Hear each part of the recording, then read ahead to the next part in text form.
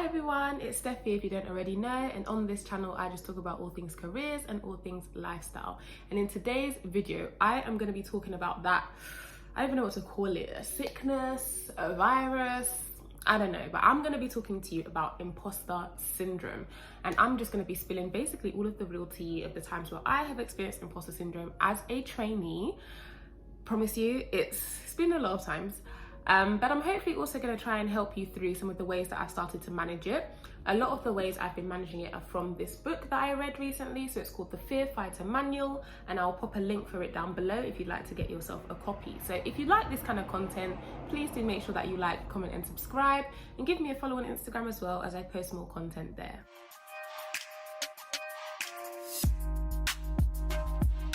Okay, so as ever, I think it would be beneficial to start off with a definition. So, definition I've got here is that imposter syndrome is defined as the persistent inability to believe that one's success is deserved or has been legitimately achieved as a result of one's own efforts or skills. So all that basically means is that you don't feel like you're good enough, right? And what kind of ways can that manifest? It can be things like saying, I'm a fraud, or I'm not good enough for this, or I don't deserve this promotion, this grade, this university offer, this job. I'm just not good enough. Like, I don't deserve to be here. I got here by chance. All those kind of statements and so many more that I've not mentioned, those are just the ones that are off the top of my head. Those are all different manifestations of imposter syndrome in practice. And it's so important, so important to be able to recognize when what you say is actually imposter syndrome at work. And for me, what I've realized, like why it's really important to notice when it's imposter syndrome, is because imposter syndrome genuinely just holds you back from progressing. My whole ethos is about going on your success journey and like going forward and growing as an individual and as a team and as a community, right? And if you experience imposter syndrome consistently, you tend to be the kind of person that's holding yourself back. That's not to say that there aren't other obstacles in life that also hold you back as well. There 100% are, but like, let's be honest, if there are all those obstacles in life that are holding us back, then we should not also be our own obstacle in holding ourselves back. Do you get what I mean? So hopefully in today's video, I'm going to try and help us tackle imposter syndrome. I'm going to talk through some of the times where I've experienced imposter syndrome at work, in life, just in general, and then the great resources that I found from this book to kind of help me work through it. And honestly, it's been a godsend for me so far, so I really hope this is helpful for you too. Okay, so as I said, I'm going to be using this book to help me talk through imposter syndrome today, and this book is actually split into 3 parts. I think at the moment they're going to sound very abstract, they're not going to make sense, but I will talk through each of the parts so that hopefully it comes together at the end. So the 3 parts that the book is split into are be, say and do. And B, for me, is all about being authentically and genuinely yourself. And I'll give you an example of when I wasn't authentically and genuinely myself and how this really negatively impacted me. A lot of you will know that in my second year of university, I applied for a couple of different VAC schemes and I only got 1. And my first thought, if I'm being honest, when I got that VAC scheme was, I was just lucky to get this. I got this because, if I'm being honest, I attended a good university. Like, I attended a Russell Group university. I'm black, I'm a woman, like I tick a lot of boxes. Maybe my application wasn't fantastic, but do you know what? It was good enough to offer me the VAC scheme, right? That was my genuine thought process when I received the offer to attend that vacation scheme. It didn't occur to me that actually my cover letter was amazing, or actually my interview was really good and I actually deserved to be there. I automatically thought the worst. When I then attended that vacation scheme in the summer, before I attended, I kind of thought to myself, is me being authentically me, is that going to be good enough for this firm? To put it into context, I'm the kind of person who, I don't generally straighten my hair. I mean, not to say that I will never straighten it, but like, that's just not really my vibe a lot of the time. I don't really wear wigs. I don't really wear makeup. My hair is 9 times out of 10 going to be in an afro like this, or it's going to be braided in some way, shape or form, because that's just my preference. And when I went in a wig, a straight wig. I went with makeup every morning. I actually also wore heels. That's also another thing that I don't really do. Like, I do wear heels sometimes, but it's not something I like to do every day. So all of those things, I made the decision to do those things 100% by myself. Like, it's not like the firm told me that that's what I had to do. Nobody actually told me that I had to do that. I just kind of looked at the situation, and I felt like because I didn't think my application was that good and I didn't really deserve to be there, and I was just there based off of luck, that I also shouldn't try my luck and go in being unapologetically myself, because I will definitely not get the training contract at the back of that, right? And after all of this pretense and me being someone who I honestly just wasn't, I didn't get the training contract offer. And a lot of people ask me, like, what do I think I learned from that? What do I think helped me get my training contract offer at my firm now, based off of what I learned from not getting it at that previous vacation scheme? And if I'm being honest, the main thing that I learned from that is that I need to be authentically myself. During that vacation scheme, I didn't feel like Steph. I really didn't. Every day I felt like I had to put on a mask because I was doing something that I didn't feel comfortable with. I felt like I had to pretend to like things that I didn't like. I felt like I had to pretend to belong in a community that I didn't actually really belong to. And I think that impacted my work product, if I'm being honest. I don't think I produced the best work that I could have at the time because I was so conscious about the fact that I didn't think I deserved to be there and I was pretending to be somebody else. I think it also affected my ability to network kind of genuinely and actually be able to speak to people, because when you are not being yourself, it's very hard to connect with another human being because you're not able to kind of find that emotional, path where you're both on the same page. So I think that was also very difficult for me.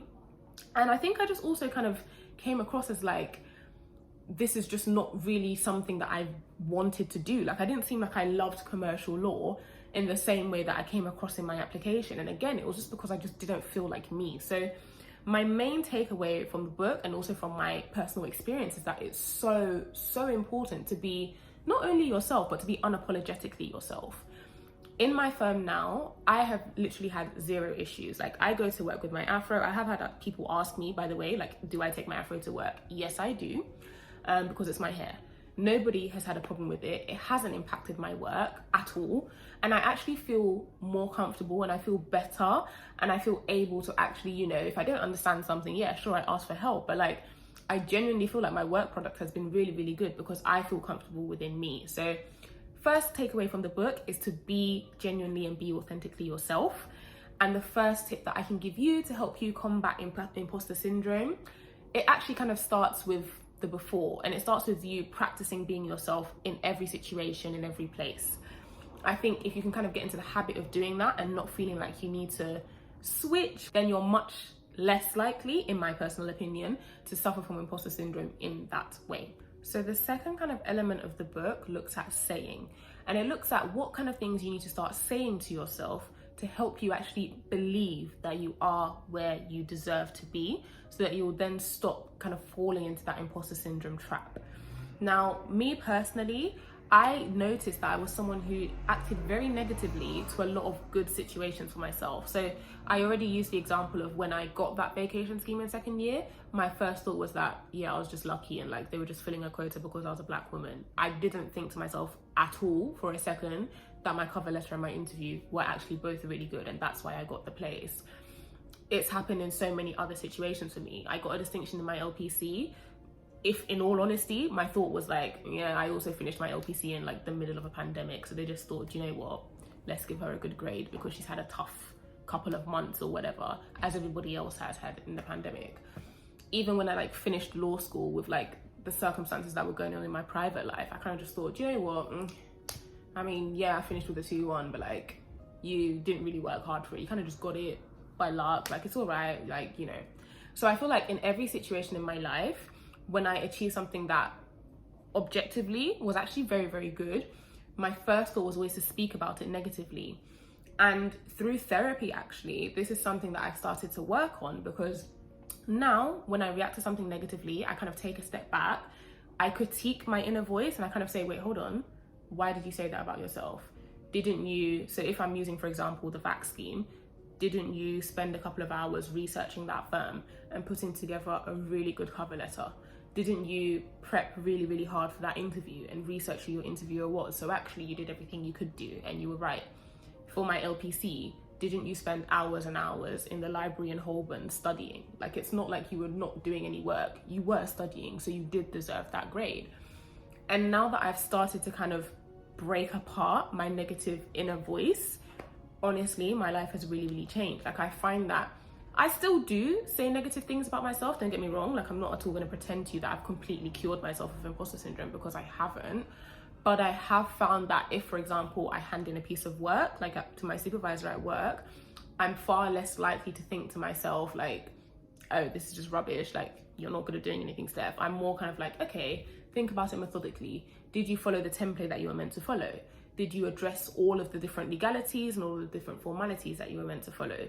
Did you ask for help if there was anything that you were just unsure of? And if I can kind of say yes to all of those questions to myself, then I find that I have to logically say something positive, because I've done all of these things, right? And I've had to physically say that I've done all of these things.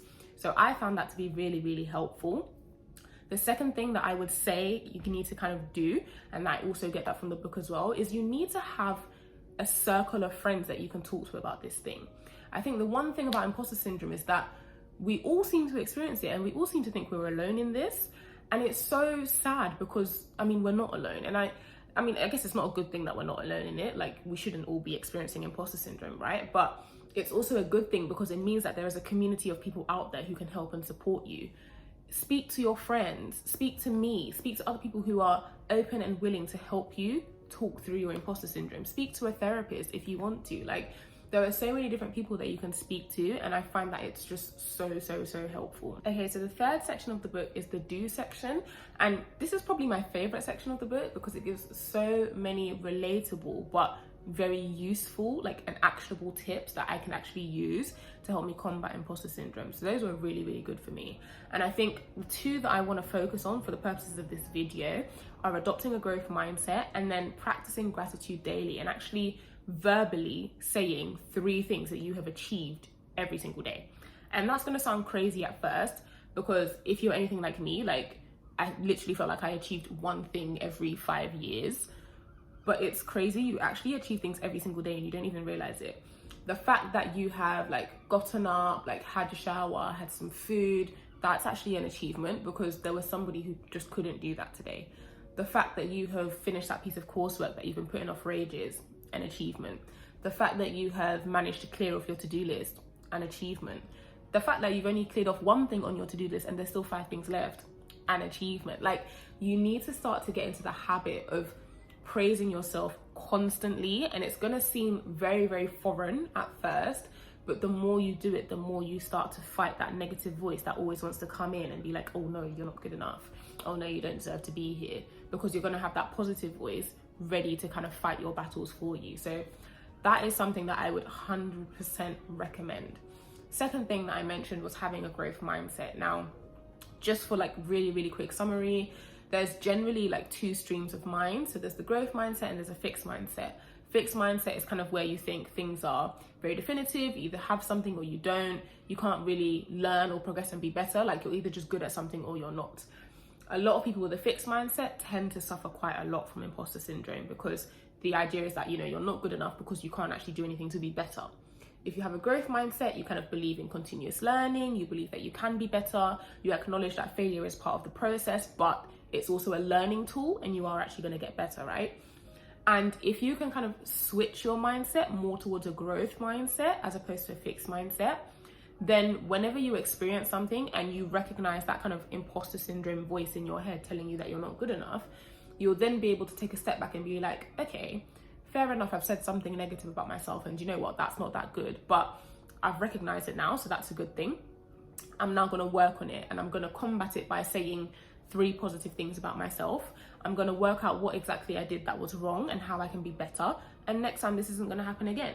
So you've taken something that was negative and that was hindering your progress and turned it into a positive. Like, it's undoubtedly one of the best things you could absolutely do for yourself. So growth mindset, and then saying those 3 positive achievements about yourself every day, top tier tips that I could give you. Okay, so I really hope that this video has helped you in some way, shape or form, especially if you feel like you're experiencing imposter syndrome and you feel like you're alone, or you just don't know what to do about it. So I really hope that this has helped you. If you weren't able to get my 5 tips down during the course of the video, I will have them on the side now. And those 5 tips are, first of all, be authentically yourself. Please, you are an amazing human being and the world deserves to experience the real you. So please do be authentically yourself.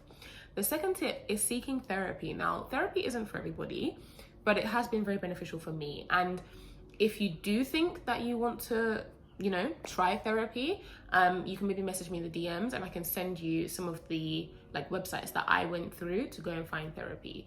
All fairly affordable, but just do what works for you, right? Third thing is finding your peers. Like I said, you are not alone in this. Nearly everybody, if not everybody, experiences imposter syndrome at least once in their life. So there's always going to be somebody who might vaguely kind of know what you're talking about, and it is just nice to talk through what you're feeling with somebody else who will understand sometimes. Fourth thing that you want to try and do is adopt a growth mindset. Like I said, it's really, really important to try and change the way you think about things so that you can turn that negative thought into a positive thought. And then finally, last but not least, but try and say 3 achievements that you've done every single day. Like I said, it will sound foreign at first, but you will slowly start to realize that you are an absolute superstar and you do amazing things every day and you deserve to acknowledge those achievements. So if you like this kind of content, please do make sure that you like, comment and subscribe, and I'll be back again next week with another video. Bye.